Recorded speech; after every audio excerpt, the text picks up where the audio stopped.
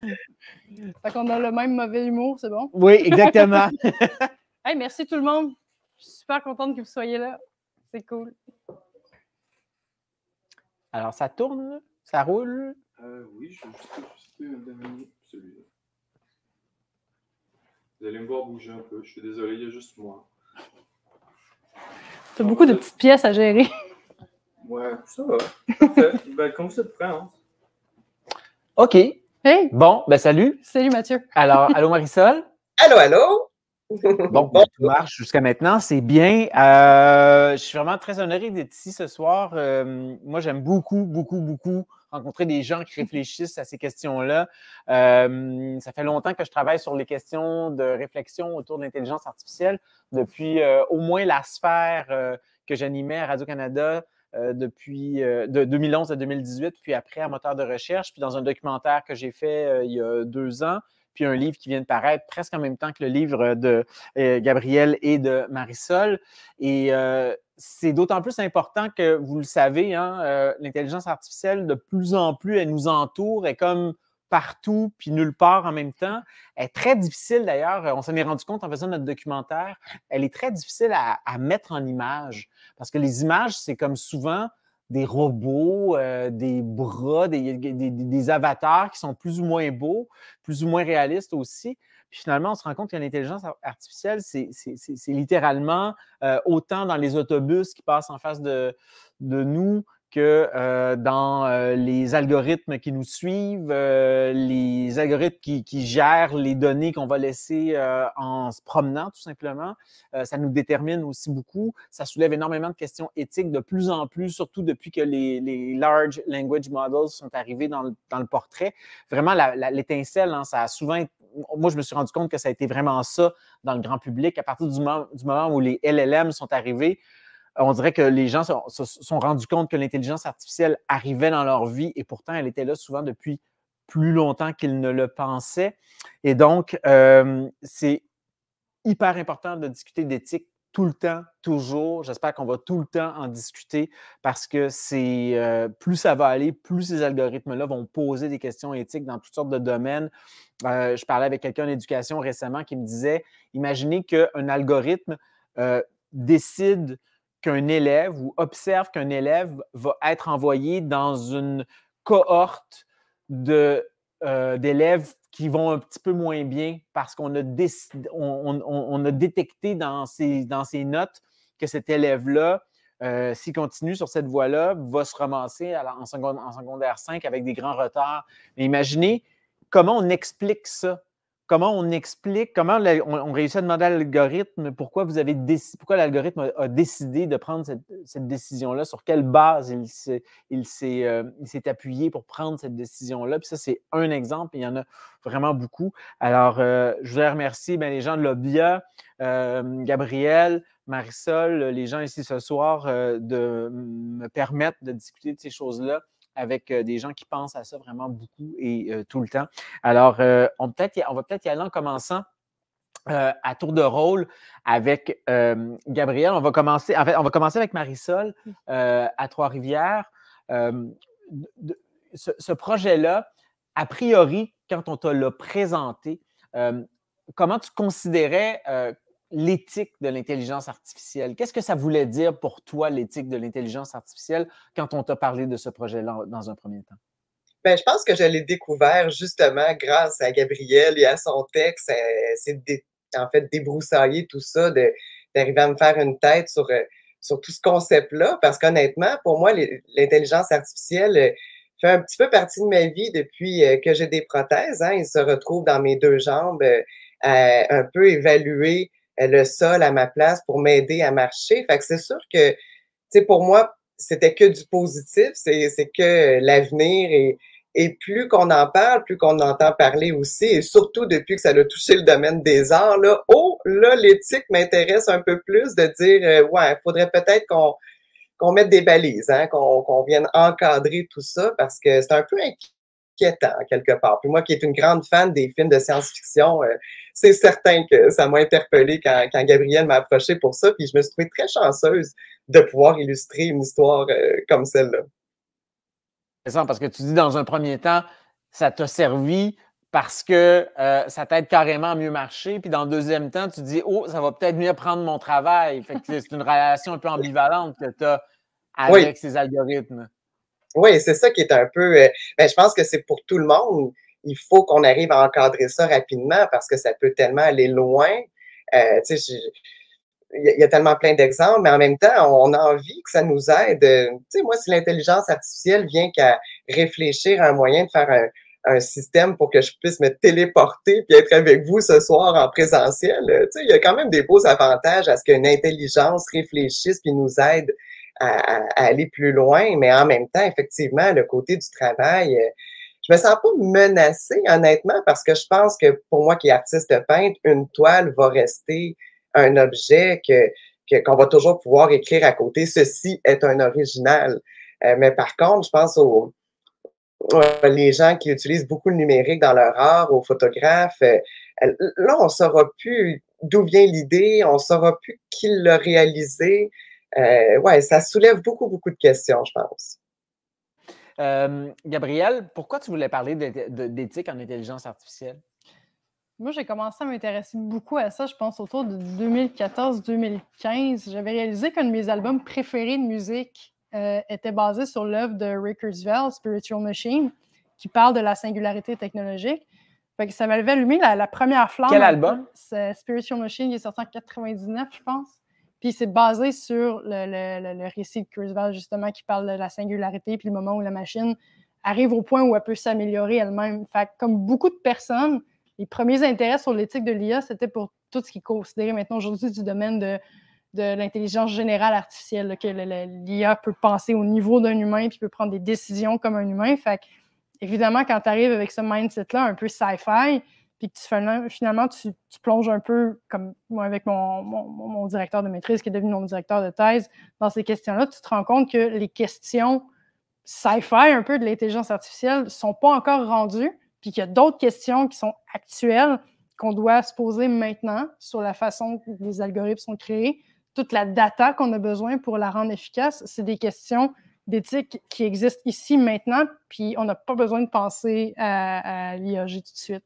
Fait que, comme pour beaucoup, l'initiation, ça a été toute l'espèce de magie autour d'une IA qui est plus générale, puis après ça, tu te fais « Ah, OK, je pense même que c'est ce qu'on appelle le point de vue déflationniste versus inflationniste. » Fait que déflationniste, c'est comme le ici et maintenant, puis l'inflationniste, c'est le côté presque surnaturel d'une IA qui devient bien pensante puis qui s'incarne dans le monde avec sa propre agentivité. On n'est pas là, mais c'est souvent la petite étincelle que tout le monde en éthique qui s'intéresse à ces questions-là parle de ça un peu. Ouais. Fait que tu finis par te tempérer un peu pour te rendre compte qu'on n'est pas encore rendu à ce niveau-là, ouais. Mais c'est souvent ça qui part le truc. Pour moi, ça a été ça. Bien, il faut se dire qu'actuellement aussi, il y a beaucoup de débats, vous le savez également. Il y a des gens qui s'inquiètent beaucoup de la manière dont l'intelligence artificielle pourrait commencer à s'améliorer elle-même, puis on pourrait perdre le contrôle. Puis il y en a d'autres qui disent, attention, quand on s'intéresse à ces questions-là, quand on essaie en fait de spéculer sur ce que ça pourrait devenir, on ne s'attaque pas à ce qui se passe ici et maintenant parce qu'il y en a déjà des problèmes éthiques qui se posent dans la manière dont les algorithmes sont entraînés, avec quelles données sont entraînées, qu'est-ce que ça va changer, qu'est-ce que ça change déjà dans la vie du monde maintenant. Est-ce que tu as un peu l'impression que, justement, il y a des acteurs dans ce domaine-là qui détournent un peu le discours, peut-être pas de manière mal intentionnée, mais quand même, il y a déjà des sacrés problèmes avec l'IA actuellement sans tenter de s'imaginer qu'il va y avoir à quelque part un AI God qui va décider nos vies. Il y a déjà des problèmes maintenant qui sont très durs, qui sont très graves et qui ont besoin justement de réponses éthiques. Je ne sais pas si c'est controversé de dire ça, mais j'ai l'impression que le fait qu'on ait des problèmes maintenant ne fait pas en sorte qu'on ne peut pas s'intéresser aux problèmes futurs. T'sais, on peut s'intéresser aux problèmes de dans quelques années où justement on va se ramasser avec des IA peut-être un peu plus, avec une plus grande agentivité. Il y a des problèmes ici et maintenant que certaines personnes ont envie de travailler, mais il y a encore des personnes qui ont envie de travailler sur les questions du futur aussi, puis je pense pas que c'est incompatible que les deux se fassent en même temps. Puis je pense que les deux peuvent se bénéficier l'un et l'autre parce que c'est tout le temps très intéressant aussi de projeter dans le futur pour pouvoir faire des recherches, pour pouvoir spéculer sur ce qui s'en vient. On essaie de ne pas juste penser au présent, on essaie de penser 50, 100 ans en avant. Puis je pense que c'est sain comme société qu'on planifie ce genre de trucs-là aussi Fait que pour moi, la présence de gens qui vont travailler sur les questions d'ici et maintenant, puis des questions qui vont travailler sur un peu plus dans le futur, même si ce n'est pas actuel, les deux ont leur place, j'ai l'impression. Quelle histoire tu voulais raconter à la découverte de l'éthique de l'intelligence artificielle? Je trouvais, tu disais tantôt qu'on ne savait pas quelle forme ça prenait l'intelligence artificielle, puis c'était un peu inconnu pour les gens. Puis au moment où ça a été écrit en 2021, on n'avait pas encore le chat GPT et toutes les IA. C'est allé vite, hein? C'est incroyable. Vite dans les dernières années, c'est incroyable, comme tu dis. Là. Puis il y a 2 ans, quand on l'a écrit, quand on s'est mis une petite équipe pour la brainstorming, puis s'imaginer ça, c'était un peu cliché, mais la meilleure façon d'illustrer, c'était un robot qui allait prendre possession d'un programme qui lui permettait d'aller explorer le monde. Fait que raconter cette histoire-là pour raconter la Déclaration de Montréal, mais honnêtement, ça aurait pu être n'importe quel autre framework ou encore question d'éthique. C'était la demande qu'on avait eue à ce moment-là. Moi, je m'étais fait demander, peux-tu écrire une histoire, peux-tu faire une présentation pour expliquer la Déclaration de Montréal puis que ce soit pas plate? Fait que moi, j'ai pris le mandat, je vais écrire une histoire, ça va être drôle. Fait que le fait de pouvoir illustrer l'IA comme étant, on s'est beaucoup inspiré d'un Roomba, là. Ouais. Tu vois, il est très ressemblant. D'ailleurs, bravo Marisol. C'est ça, il a l'air d'un petit Roomba. Fait que les gens savent c'est quoi. On l'a fait vivre dans un univers qui était, encore une fois, c'est un genre de labo un peu multidisciplinaire de biotechnologie où il peut interagir avec beaucoup d'éléments. Il peut interagir avec des animaux, il peut interagir avec des humains, il interagit avec la technologie autour de lui aussi. Fait que le fait de l'incarner dans le vrai monde puis de raconter cette histoire-là dans un petit huis clos comme ça nous permettait de naviguer à travers tous les 10 principes de la Déclaration. Puis ça rendait ça un petit peu plus friendly, justement. Le commentaire que j'ai eu de temps en temps puis que j'ai adressé dans le mémoire sur l'espèce de danger de l'anthropomorphisation qui est comme, on dirait que c'est tout beau, tout gentil, on a quand même essayé de lui donner des défauts aussi à Link. Fait que des fois, il rentre dans la vie privée des gens puis faut le contrôler comme ça. Il n'est pas parfait. Il expérimente beaucoup. Puis je pense que c'est un peu ça qu'on a essayé de raconter, en fait. C'est que je pense que l'intelligence artificielle, ultimement, c'est un peu le miroir de nous autres. Là. Il s'est nourri des données qu'on a mises sur le web, de comment on s'interprète sur l'Internet puis sur tout le monde connecté. Fait que c'était une bonne façon aussi de se voir à travers la machine aussi, de raconter cette histoire-là comme ça. Mais encore une fois, en huis clos, où justement, on peut le faire interagir, mais très, très limité. Fait que, éventuellement, peut-être qu'on va pouvoir l'ouvrir un peu plus, mais ça peut être n'importe quel cadre d'éthique de l'IA qui a été illustré comme ça. Marisol, qu'est-ce que tu voulais raconter comme histoire dans ce livre-là? Moi, côté visuel, c'est sûr que je veux toujours rendre honneur au texte, mais naturellement, c'est mon inspiration. C'est ça qui produit les images dans ma tête, puis que j'ai envie de les partager, puis de les mettre justement sur papier. Mais en fait, j'avais envie d'y donner un petit aspect, oui, robotique, bien évidemment. On le voit que c'est comme un peu un petit aspirateur qui a évolué. Mais moi, j'ai mis mes pinces, parce que j'ai des pinces myoélectriques qui ressemblent exactement à ce que Link porte. Puis pour moi, c'est un petit clin d'œil à montrer justement là, en fait, le petit côté peut-être pratique qui est dans ma vie à moi, du côté de l'intelligence artificielle, puis que j'ai envie que ça se développe. Fait que c'était un petit clin d'œil, en fait, pour pouvoir me retrouver aussi dans les images. Mais honnêtement, je voulais tout simplement qu'on ait aussi des gros contrastes avec les personnages très colorés, c'est leur nom de toute façon, leur prénom, bleu, jaune, rouge. Puis en même temps, d'avoir un univers qui est un petit peu grisâtre, parce qu'on sait pas trop ce qu'on s'en va avec ça, mais oui, on est bien intentionné. Puis Link, même s'il fait des erreurs, il veut être gentil, il veut apprendre, puis on le voit très bien dans l'histoire qu'il faut lui montrer comment apprendre, puis ce qu'on veut, où ce qui s'en va avec tout ça. Donc, c'est un petit peu là, ce que j'avais envie, moi, de côté visuel, d'aller chercher là, les lumières aussi, beaucoup la pénombre aussi, puisqu'on parle que dans le laboratoire, ils travaillent très, très fort, puis qu'ils sont là même de nuit, on dirait. Fait que c'est un peu cette ambiance-là que j'avais envie de transposer là, dans les images. Qu'est-ce que ça t'a permis de réaliser sur l'intelligence artificielle? Parce que c'est un domaine aussi, on est tous... c'est assez difficile d'être, disons, un grand spécialiste dans tous les aspects de l'intelligence artificielle. Toi, tu as un rapport qui est très charnel, on va le dire, avec l'intelligence artificielle et que tu connais bien parce que, justement, tu as ces pinces-là dont tu parles, comme on retrouve dans le livre. Qu'est-ce que tu as réalisé en ce qui a trait à ton rapport à l'éthique de l'intelligence artificielle en travaillant sur ce livre-là? Ah ben c'est ça, effectivement, d'aller chercher des barèmes, en fait, puis surtout, moi, ce que ça m'a apporté comme réflexion, c'est il faut qu'on s'entende tous et rapidement, puis, tu sais, internationalement, là, c'est une grosse affaire, tout ça. Ça va très, très vite, effectivement. Au début du projet, on n'avait même jamais entendu parler du chat GPT quand j'ai commencé à faire les dessins, puis ça s'est emballé, toute cette histoire-là, puis on dirait que la course, elle avance, mais que je trouve que les débats ils suivent pas nécessairement.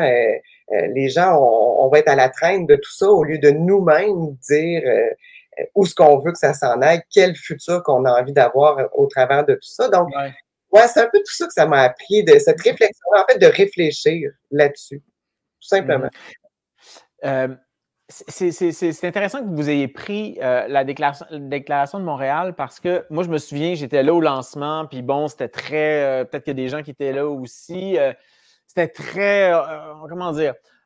On sentait qu'il se passait quelque chose de gros, en fait, que les acteurs de Montréal voulaient vraiment marquer le pas, puis s'inscrire comme mettre Montréal sur la carte de l'intelligence artificielle en ayant cet angle-là, puis de dire, nous, ici, nos technologies qu'on va développer, ça va être des technologies, justement, qui vont être marquées au sein au sceau de l'éthique. Et pourtant, Money Talks, puis les compagnies doivent faire de l'argent, puis on le voit, par exemple, avec OpenAI, la manière dont ça a été entraîné, les algorithmes, c'est pas vraiment éthique. Ça a été fait au Kenya avec des gens payés 2 piastres de l'heure qui lisaient des textes horribles pour être capable d'annoter les textes que l'IA allait éventuellement écrire.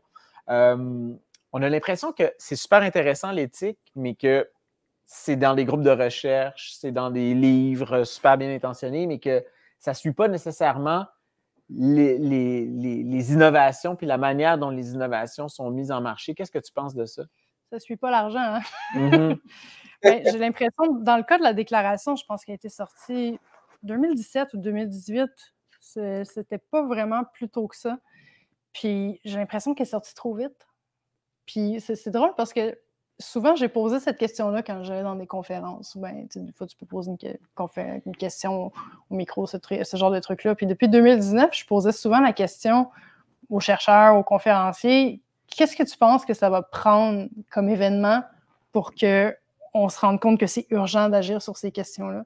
Puis étonnamment, je pense que la réponse à ça, ça a été ChatGPT l'an dernier.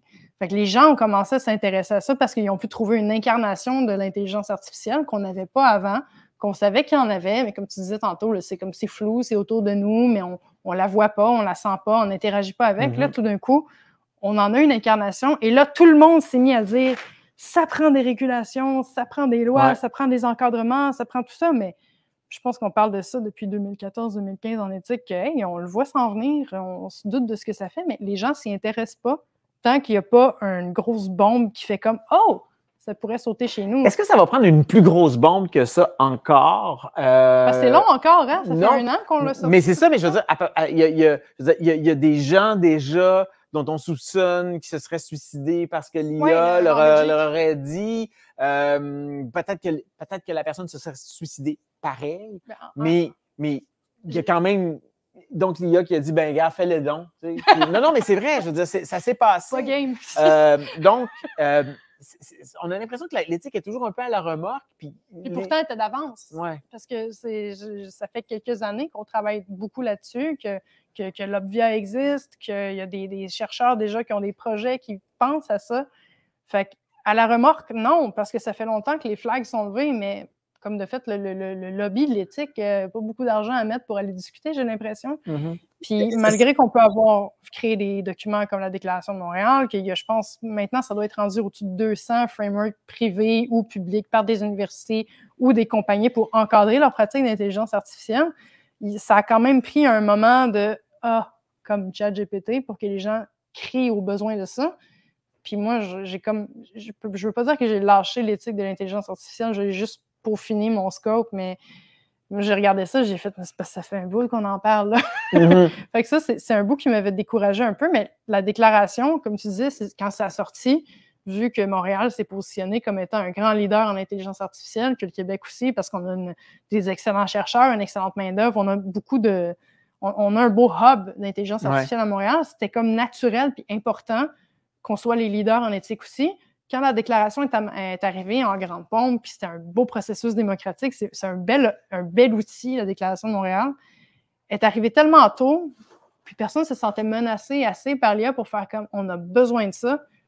Je ne veux pas dire que c'est tombé flat un peu, mais c'est sorti un peu des radars de tout le monde, c'est tombé dans l'oubli.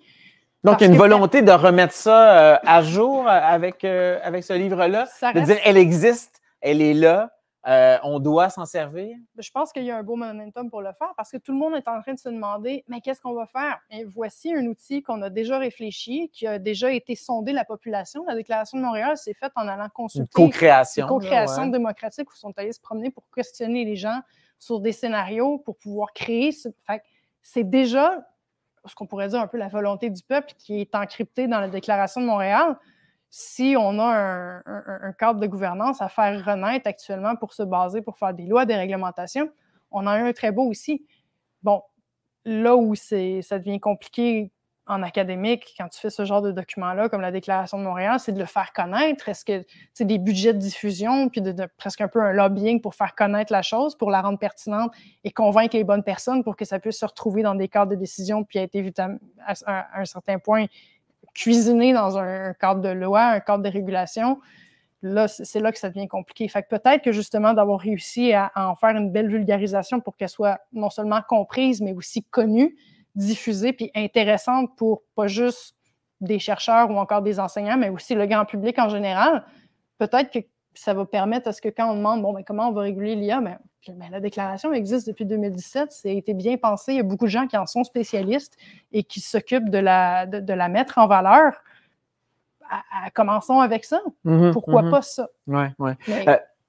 Qu'est-ce que tu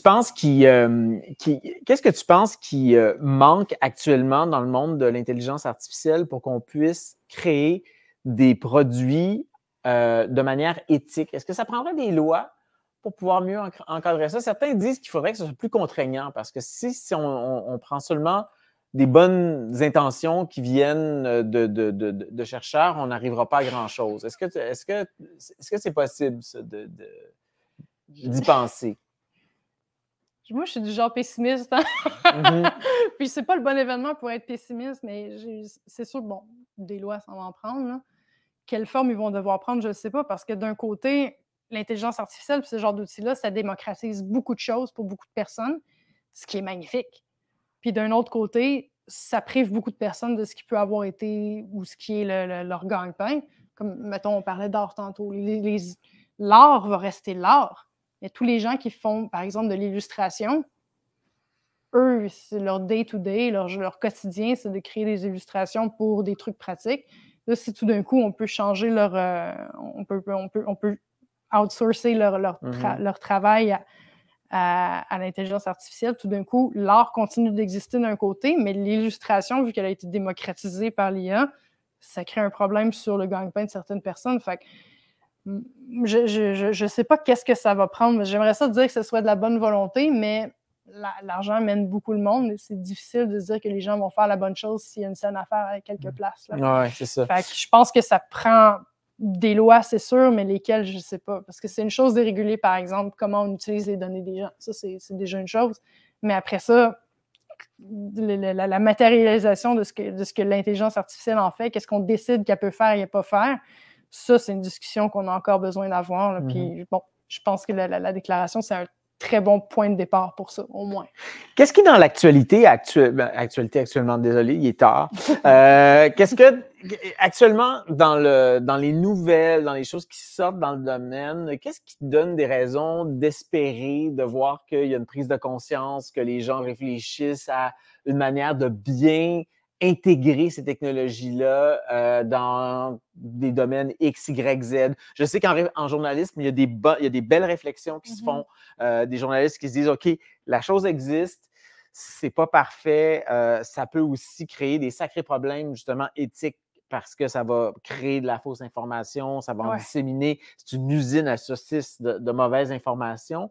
Mais si on réussit à utiliser les algorithmes pour réussir, je sais pas, à nous inspirer pour écrire des textes, regarder ce qui peut se faire résumer, par exemple, des grands corpus. J'ai parlé à un chercheur tout à l'heure qui, lui, s'en sert pour résumer Science, 180 ans du magazine Science ou 120 ans du magazine Science. Donc, il y a des manières de bien l'utiliser, de l'utiliser comme augmentation. Puis là, je pense à Marisol qui le vit littéralement au jour le jour. Qu'est-ce qui te donne des raisons d'espérer dans ce que tu vois? Bien, le fait que tu as abordé l'idée de la recherche pour faire des synthèses et tout ça, moi, c'est des choses qui m'ont beaucoup aidé, là. Justement, quand tu es en recherche, des fois, tu es tellement sollicité, tu as tellement plus de choses à lire que tu as de temps pour les lire. Moi, je m'en suis servi pour faire de la synthèse de temps en temps, puis ça m'a vraiment donné un coup de main pour rester à jour, ça, c'est sûr et certain. Mais, réponse facile à cause que Marisol est avec nous, tout ce que ça permet pour l'autonomisation de certaines personnes, ça, je trouve ça hallucinant. Ce que ça permet de leur donner comme la possibilité de mouvement aux personnes. Marisol, avec ses prothèses, peut continuer de faire son art, peut continuer même de faire encore plus de choses qu'avant, peut-être même parce qu'elle a maintenant un vécu extrêmement unique, mais grâce à tous ces outils-là qu'elle a pour performer puis être elle-même, elle se retrouve augmentée par ce genre de prothèse-là. Ça, c'est le genre de truc qui me donne beaucoup d'espoir. Fait que mon utilisation personnelle pour justement réussir à faire de la synthèse puis obtenir plus d'informations puis rester plus à jour, ça, c'est génial. Puis pour des cas comme Marisol, où ça peut redonner de l'autonomie à des personnes, génial aussi. Absolument. Mais j'ai le goût de retourner presque à la question parce que ton livre à toi, c'était sur comme le titre, c'est est-ce que l'IA va remplacer? Comment les machines pourraient nous remplacer? Qu'est-ce que tu as vu? Parce que c'est presque un peu négatif, comme comment ils vont nous remplacer. Est-ce que c'est positif des fois de se faire remplacer? Toi, qu'est-ce que tu as observé? Ben, c'est une bonne question. C'est sûr que je regarde rétrospectivement, j'aurais rajouté à la fin de mon sous-titre ou pas, comment les machines pourraient nous remplacer ou pas. Mais en même temps, j'aime aussi le fait que ce soit un peu inquiétant parce qu'il faut quand même pas être dupe dans la manière dont la technologie s'est développée depuis les 30 dernières années. On a développé nos réseaux sociaux vraiment tout croche, de manière anarchique, tout simplement parce que des gens sont arrangés pour qu'il n'y ait pas de loi qui entoure le déploiement de ça. Ça, c'est un débat qui m'inquiète le plus. En général, en technologie, il y a un rush qui est fait pour exploiter une technologie jusqu'à temps qu'elle soit régulée, pour essayer de capitaliser le plus possible sur le manque de régulation, jusqu'à temps que ce soit régulé, puis là, les gens qui ont fait de l'argent sont bien. Ben, c'est ça. Fait que c'est comme une inégalité qui se fait là-dessus aussi. Moi, ce qui me fait peur là-dedans, personnellement, c'est que on regarde aujourd'hui, avec le conflit israélo-palestinien, sur Twitter, 75% de la désinformation, puis ça c'est sorti, je pense que c'est aujourd'hui, et le fait de comptes vérifiés payants. Donc, des gens qui paient pour leur pastille, c'est des gens qui vont générer le plus de désinformation actuellement parce que l'algorithme est fait monter, puis parce qu'ils ont la possibilité de payer 8 $ par mois pour pouvoir écrire des mensonges, puis ils savent très bien que c'est ce qui va monter, puis c'est ce qui va générer de l'engagement. Puis en plus, Twitter partage les revenus publicitaires avec eux par la suite. C'est un pay-to-play. Non, mais en fait, je veux dire, moi, ce qui me fait peur, c'est que je vois la manière dont les réseaux sociaux sont développés actuellement, puis je me dis, est-ce qu'on développe l'intelligence artificielle différemment, c'est-à-dire absolument tout croche? Je ne dis pas qu'il n'y a pas des bonnes personnes qui sont là-dedans, absolument pas. Sauf que je regarde l'état des réseaux sociaux actuellement, puis je me dis, mon Dieu, je veux tellement pas que l'IA soit développée de la manière dont les réseaux sociaux ont été développés depuis les 15 dernières années ou le web depuis les 30 dernières années. Je veux surtout pas ça. Puis je ne vois pas nécessairement actuellement dans le portrait des signes qui me portent à penser qu'on va développer ça différemment. C'est pour ça que j'ai pas écrit comment les machines pourraient nous remplacer, point. Parce que je me dis, actuellement, c'est pas rose là, la manière dont ça. Mais si je peux me permettre, moi, Marisol, désolé, vas-y, oui. De mon 1 heure de route de Trois-Rivières. Non, mais c'est ce que je trouve dangereux avec tout ça, c'est quand on parle de handicap, quand on parle de gens qui partent à moins avec des moins à regagner. La technologie est fantastique, mais on dirait que la technologie avance trop vite puis qu'on échappe le côté humain pendant ce temps-là. comme s'il fallait toujours qu'on ait une course à aller de plus en plus loin dans la technologie, mais on oublie qu'il y a des gens qui en ont réellement besoin, mais là, on la donne à tout le monde en même temps. Et donc, on vient, ben finalement, est-ce qu'on va pas devenir paresseux à long terme? Moi, c'est vraiment l'image de Wall-E qui me revient tout le temps, le film Wall-E, où est-ce qu'on voit que les personnes sont obèses parce qu'ils sont dans des espèces de fauteuils roulants volants, parce qu'ils n'ont plus besoin de marcher, ils n'ont plus besoin de... Et là, on se l'imagine, si nous, êtres humains, on n'a plus besoin de réfléchir parce qu'il y a quelqu'un, une intelligence artificielle qui le fait à notre place, ou même dans nos métiers aussi, c'est fou, là. Ça va être quoi l'humanité, là? Dans une couple d'années, ça risque d'être, puis là, on parle effectivement de longtemps, mais est-ce qu'on va pas appauvrir l'être humain dans sa pensée, puis en même temps, ben, d'oublier ceux qui en avaient réellement besoin, dont les personnes handicapées.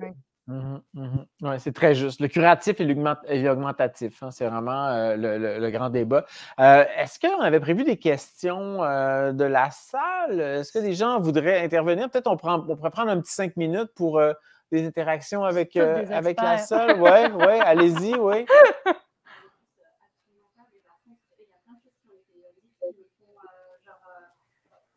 Faire des croisements par exemple Science, on pense au magazine qui font des profits anormaux depuis qu'on est passé en numérique parce qu'ils continuent à vendre leur licence, on sait le problème qu'il peut y avoir. Donc là, je jump sur le côté justement profit, et donc sans tomber sur le côté technophobe réactionnaire de genre qu'est-ce qui va se passer au niveau des métiers, admettons qu'on s'adapte tous, qu'est-ce qui se passe par contre au niveau de la régulation, au niveau des profits qui vont être faits, parce que là, tu as mentionné Twitter, c'est plus Twitter justement, c'est X, parce que justement il y a eu un avantage au niveau monétaire, et donc du coup l'argent des personnes qui sont capables d'obtenir ce truc, alors je sais même pas, je suis pas à l'actualité, mais au moins ils voulaient vendre la possibilité d'authentifier son compte, donc du coup quand on produit X, par exemple 50 en 1 heure, et que maintenant on pourrait le faire en 1 seconde grâce à l'intelligence artificielle, le profit monétaire, où est-ce qu'il va être régulé derrière tout ça? Qu'est-ce qui va faire que finalement où va l'argent en fait? Est-ce que ça va être les gens, nous qui produisons par exemple, on gagne du temps avec, même dans une situation de handicap avec la robotique, mais est-ce qu'on va payer de la même manière puisque justement on est aidé par le robot, et qui va faire ces avantages de profit, parce que finalement on parle d'approprier la pensée, mais il y a aussi le côté monétaire, parce que finalement c'est les gens qui vont faire les profits sur plutôt les grosses entreprises, du coup la législation de ce côté-là. Un sujet qui est revenu souvent avec l'avancée de l'IA et remplacer le travail aussi, tu as sûrement dû comme en entendre parler en faisant ton propre livre sur ce qui va nous remplacer, tout ça, c'est que ça vient souvent avec le concept de revenu universel, parce que justement, vu que les IA sont entraînées beaucoup sur les données qu'on a nous-mêmes émises, mais qui nous remplace aussi, ultimement, la richesse qui est capturée par l'économie d'utiliser un robot versus un humain, elle ne s'en retourne pas vers les individus, elle s'en retourne vers les compagnies qui font juste les accumuler et devenir encore plus riches. Je trouvais que moi, que c'était un sujet vraiment intéressant à aborder, le revenu universel pour tout le monde, pour qu'on puisse justement bénéficier de cette espèce d'univers utopiste-là qu'on a eu pendant un certain temps, quand on imaginait l'IA prendre nos jobs puis faire les trucs qui sont un peu plus ennuyeux, puis nous autres, on peut se consacrer aux trucs un peu plus fun maintenant qu'on a le temps, parce que l'IA nous dégage, mais finalement, on a continue d'avoir besoin d'argent, puis c'est comme... Il y a quelque chose que je trouvais intéressant d'amener l'idée du revenu universel avec ce discours-là. Est-ce que c'est quelque chose que toi, tu as vu en faisant tes propres enquêtes, tes propres recherches pour ton livre? Bien, c'est-à-dire que moi, je ne me suis pas vraiment arrêté à l'aspect monétaire de la chose, mais il faut dire qu'actuellement, les grands modèles de langage, ça ne fait pas d'argent. Ça coûte même tellement cher, mais c'est un trou noir d'argent pour le moment. Ça, il faut quand même le souligner. C'est sûr qu'au bout du compte, les gens qui investissent là-dedans veulent, comme dans toute start-up, ramasser la mise parce qu'ils vont être les derniers à la fin à survivre. Mais pour le moment, c'est vraiment des acteurs qui font de l'argent ailleurs, qui investissent là-dedans pour pouvoir se payer le luxe d'avoir ce service-là, parce que je pense qu'en termes d'énergie, ça prend 10 fois plus d'énergie pour faire une requête à ChatGPT que pour Google, parce que ça demande tellement de puissance de calcul pour être capable d'arriver à des réponses que la question de l'argent, en fait, c'est pour le moment, en tout cas, ils n'en font pas. Ouais, puis si on prend le calcul environnemental avec ça, ça coûte encore Oui, plus cher. puis exactement, l'empreinte environnementale est énorme. On n'en a même pas parlé, mais écoute, c'est un sujet en soi aussi, puis on dirait que personne n'est prêt à parler de ça non plus, parce que on dirait que tout d'un coup, tout ce qui est côté environnement est presque tombé dans une sphère complotiste. Mais ça monte de plus en plus. Hein. Je sais qu'il y a une chercheuse de Microsoft, Kate Crawford, qui a écrit un très bon livre qui s'appelle Atlas of AI, qui traite de ces questions-là. Je l'ai interviewé pour le documentaire Être ou ne pas être là, sur tout.tv. Puis, en fait, elle l'a dit dans son livre dès le début. Son livre commence sur les questions environnementales. Puis ça, c'est quand même intéressant là, parce que c'est pas à Greenpeace, là, elle est chez Microsoft. Puis son livre commence là-dessus. Là, fait que ça, c'est quand même, en tout cas, de plus en plus, on en parle de ces questions-là. Puis en fait, quand on parle d'éthique de l'intelligence artificielle, ça aussi, c'est peut-être un petit peu plus loin, mais quand même, l'aspect extractiviste de ces technologies-là, on ne peut pas les dissocier des services qu'elles nous rendent. C'est un bout que je trouve intéressant de la déclaration, par contre, parce qu'elle aborde le côté environnemental, puis il y a beaucoup de cadres de régulation qui en font aucune mention, aucun cadre d'éthique qui font mention de l'empreinte environnementale que peut causer l'intelligence artificielle, pas juste de la créer, mais tout ce qui est porteur de ça, c'est tous nos téléphones, etc. Ouais. La question environnementale n'est pas souvent abordée parce qu'elle fait peur, tellement elle est intense. Là, on la compare, mettons, au trafic et tout ça, puis tu te rends compte que ça doit être une des affaires les plus polluantes qu'on fait actuellement. Mais au moins, la déclaration en fait mention, puis ça, je trouve que c'est un bout où elle gagne beaucoup de valeur. On avait une question là-dessus à Moteur de recherche la semaine dernière, puis on a notre collaboratrice Daria Marchenko, qui est une spécialiste qui est d'ailleurs à HEC, qui fait son doctorat sur ces questions-là. Puis elle soulignait qu'il y avait des études qui venaient d'être publiées en regard à la quantité de minerais qui restent théoriquement dans la Terre pour pouvoir faire nos écrans puis nos téléphones. Puis, en regard des ressources qu'on a actuellement, ce que Daria a trouvé, qui a été mentionné la semaine dernière à Moteur de recherche, c'est qu'on aurait des ressources pour aller jusqu'en 2060. C'est quand même pas si loin que ça. Puis, au rythme actuel, donc si ça s'accélère, mais je veux dire, on s'en va vers une société d'écran, virtuel, machin, mais je veux dire, on tend pas à décélérer. Mais si on n'a plus de ressources, je veux dire, les écrans, on va les faire en quoi? Il va falloir aller dans les dépotoirs pour aller chercher tout ce qu'on a.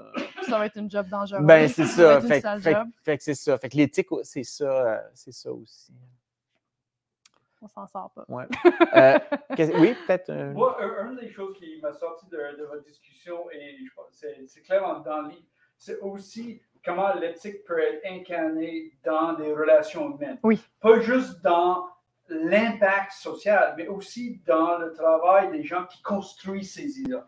Donc, dans vos réflexions, peut-être vous pouvez parler de ça, le rôle des ingénieurs, le rôle des informaticiens. Qu'est-ce qu'eux, ils pensent éthiquement de qu'est-ce qu'ils font? Et comment est-ce que cette réflexion peut être incarnée dans le travail? Est-ce qu'ils sont complètement subis à les pressions directives de leur employeur, ou est-ce qu'on voit le comité éthique Google qui dit non, on ferme la porte parce que ton façon de penser est plus acceptable?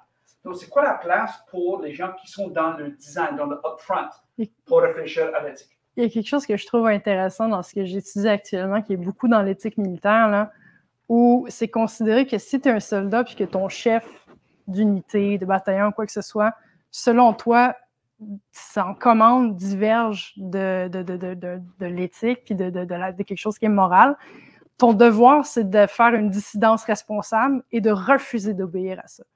J'ai l'impression que si assez de gens finissent par être conscientisés, mettons, au niveau ingénieur, au niveau employé, il y a une force des travailleurs qui peut influencer peut-être tout ce qui est upper management, directeur, pour venir dire « Hey, ce qu'on est en train de faire, ce que tu me demandes de faire, moi, je ne peux pas faire ça, ça ne me convient pas. » Il y a quelque chose de beau justement au niveau de l'éthique militaire où tu peux demander et même refuser d'obéir à ton supérieur si tu considères que ce qu'il te demande est immoral. Par contre, pour m'être tenu et pour visiter comme régulièrement des événements où il y a des ingénieurs, informaticiens et tout, c'est pas la première chose qui est en tête de l'éthique. Ils sont généralement, ils font leur programmation, puis ça finit là pour eux, puis ils font beaucoup d'argent, puis ils sont très heureux. Fait que j'ai l'impression que ce qui marcherait bien, ultimement, c'est que si cette prise de conscience-là était faite au niveau des travailleurs pour faire ces demandes-là, ou tout ce qui est upper management, là, ils ont quelque chose qui pourrait fonctionner un petit peu presque un mouvement un peu syndicaliste de Ben, travailleurs. c'est arrivé chez Google pour un des projets de reconnaissance faciale pour les drones, si ma mémoire est bonne, où les employés ont dit no way qu'on va travailler là-dessus parce que, dans le fond, c'est des technologies militaires. Le nom du projet m'échappe encore, mais il y avait vraiment eu un genre de grassroots où les employés avaient dit c'est pas vrai qu'on va travailler sur ces trucs-là. Puis finalement, Google s'était retiré de ce projet-là parce que justement, ça impliquait éventuellement des applications militaires pour reconnaître des gens puis envoyer des missiles sur eux, là. Mais je ne sais pas s'il y a des exemples qui sont si communs que ça dans les grandes entreprises, parce que je sais qu'après ça, Google s'est un peu refermé aussi avec l'affaire de Timnit Gebru.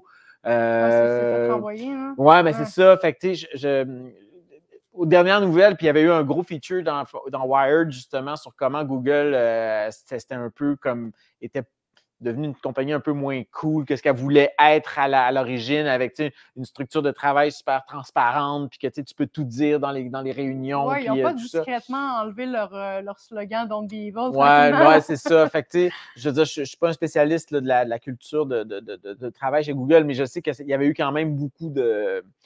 Disons que cette histoire-là, la reconnaissance faciale des drones, puis le Gebru, là, je pense qu'il y a eu une crispation à la suite de ça. Mais en même temps, c'est comme tu dis, si toi, ta job, c'est juste de programmer des petits trucs, puis tu ne sais pas qu'est-ce que l'autre fait, c'est dur, je pense, d'avoir une idée globale de ce sur quoi tu travailles, puis des implications éthiques quand tu es tout le temps. C'est de la division du travail, puis chacun fait sa petite affaire dans son coin, puis... Mais vu qu'il y a beaucoup de personnes qui réclament ces réflexions-là maintenant, parce que justement, tout le monde, sa mère, son chien ont une tribune, mais à chaque fois qu'il y a une dérive un peu ou une nouvelle arrivée de l'intelligence artificielle, il y a beaucoup de monde qui réclame une régulation, qui réclame qu'on réfléchisse. Fait que j'ai l'impression que le fait que plus on va en parler, plus ça va tomber dans la tête des gens, puis peut-être que tranquillement, il y a une culture qui va se faire autour du fait de réclamer mieux pour nous-mêmes collectivement, parce que ultimement, l'IA, c'est le miroir de tout le monde. Ouais. Ça nous concerne tous. Mais ça le dit. Je pense que oui, vas-y, Marisol. Oui. Justement, peut-être même en terminant, ça semble une conclusion, ce que je veux dire, mais d'où l'importance d'avoir un livre comme Ligne qui est distribué, qui va aussi toucher les adolescents qui vont construire le futur pour qu'ils arrivent à se faire une tête avec tout ça. Fait que je pense qu'il est très utile, il arrive au bon moment. J'ai l'impression aussi qu'il arrive au bon moment, parce que c'est, comme tu disais tantôt, c'est tombé flat un peu l'éthique de l'IA, un moment donné où la déclaration est arrivée trop tôt, on l'a perdu de vue, là, il est arrivé quelque chose, puis qu'est-ce qu'on fait? Ben, on a déjà pensé à beaucoup de choses. Allons avec ce qu'on connaît, ce qu'on a déjà, ce qui a été sondé la population. C'était une belle démarche de déclaration, puis encore aujourd'hui, est actuelle. Il y a encore moyen d'utiliser ça. Puis si c'est pas ça, inspiré de. C'est très malléable comme façon de faire. En tout cas, au moins, la discussion est encore là. Ouais. Ça, c'est déjà un gros plus. Il y a des gens qui y pensent. Il y a des gens qui prennent la déclaration aussi au pied de la lettre et de dire, ben OK, vous avez dit ça il y a 5 ans déjà? Ouais. Puis, ben maintenant, il faut que ça ait des conséquences. En tout cas, merci d'être là, de veiller au grain. Merci aux professeurs aussi, aux chercheurs qui sont là également puis qui donnent corps aussi à cette déclaration-là. Puis ils font en sorte qu'on en parle puis que ça continue à se discuter ici à Montréal et ailleurs. Je voudrais remercier Marisol Saint-Onge pour ses dessins, pour son implication. Puis j'espère qu'on pourra se voir pas seulement par écran interposé la prochaine fois. Puis, merci aux gens de... Non, j'aimerais bien qu'on puisse se serrer la main éventuellement. Tiens, on fait un petit high five. Fait que merci Marisol, merci beaucoup. Gabriel, merci aux gens d'Atelier 10 qui nous ont accueillis. Puis j'espère qu'on pourra continuer cette discussion-là sur les médias, Radio-Canada, peut-être ailleurs, dans un futur très proche. Alors, merci pour votre attention, puis bonne fin de soirée. Merci beaucoup. Merci. Bye! Est-ce que tu entends là? Regarde, je vais même... Salut là! Oh, nice! Wow! Wow! Hein, on est comment on dit ça? Augmenté. Salut à vous autres. Merci. Merci beaucoup pour votre attention. Merci. Ah, OK.